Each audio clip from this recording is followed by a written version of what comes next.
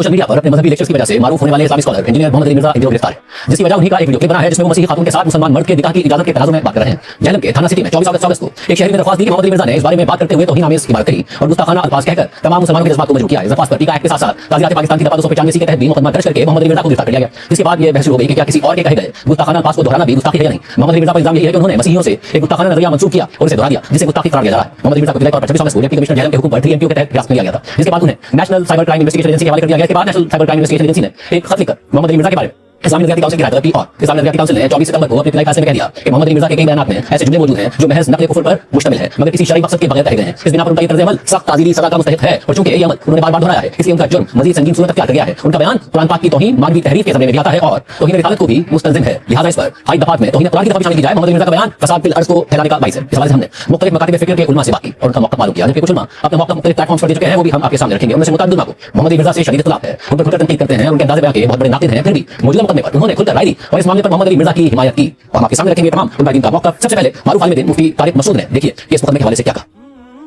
ये जो 295C का कानून है ना, ये ऐसा लगता है कि शिद्दत पसंद मौलवियों के हाथ में दुश्मनी निकालने का एक खिलवाड़ बन चुका है। जब चाहो जिस पे चाहो तौहीन रिसालत का इल्जाम लगाओ और उम्र कैद की सजा के लिए फिर जज पे थाने पे दबाव डालो। जज सजा नहीं सुनाता तो उसको कत्ल की धमकियां, वकील उसको फेवर करता है तो उसको कत्ल की धमकियां, कोई अगर उसके फेवर में बयान दे तो उसको कत्ल की धमकियां। गुस्ताख का जो है यार भी गद्दार है और गुस्ताख का यार को भी कसबी सर कलम किया जाएगा। ये इस वक्त पाकिस्तान में चल रहा है। मुझे ऐसा लगता है कि इस कानून की वजह से ना एक दिन कोई भी मौलवी बाहर नहीं होगा, सब एक दूसरे पे इल्जाम लगा लगा के सब एक दूसरे को अंदर कर चुके होंगे। इंजीनियर ने अगर ये कह दिया तो इस पे ये एतराज तो किया जाएगा कि ईसाई ऐसा कहते हैं कि नहीं कहते। समझ में आ रही बात?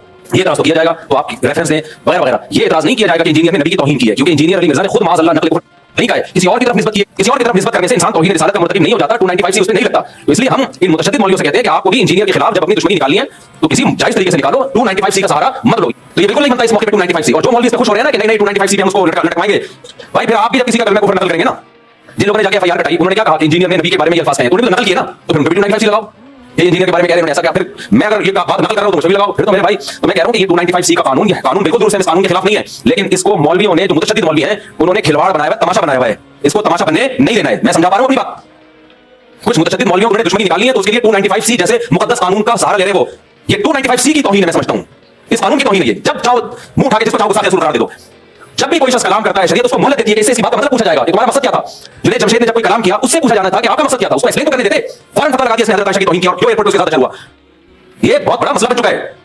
तो इसलिए जाती दुश्मनियों का ये जो है ना कानून, ये कुछ मौलवियों ने जाती दुश्मनियों का जरिया बनाया है। हम नामूस रिसालत से बढ़कर किसी चीज को वैल्यू नहीं देते। मुसलमान जो भी हो आशिक रसूल है, जो नबी से मोहब्बत नहीं करता वो मुर्तद है। तो इसलिए इस मसले में मैं बाबा के तौल कहता हूं, चाहे इंजीनियर से मेरे 100 इख्तिलाफात हो, लेकिन ये जो 295C इस बेस पे लगाया गया है कि उसने ईसाइयों के बारे में ये कहा कि नबी की तरफ निस्बत की, ईसाइयों की तरफ, तो ये तौहीन का केस नहीं बनता इस पे। समझ में आ रही बात कि नहीं आ रही है?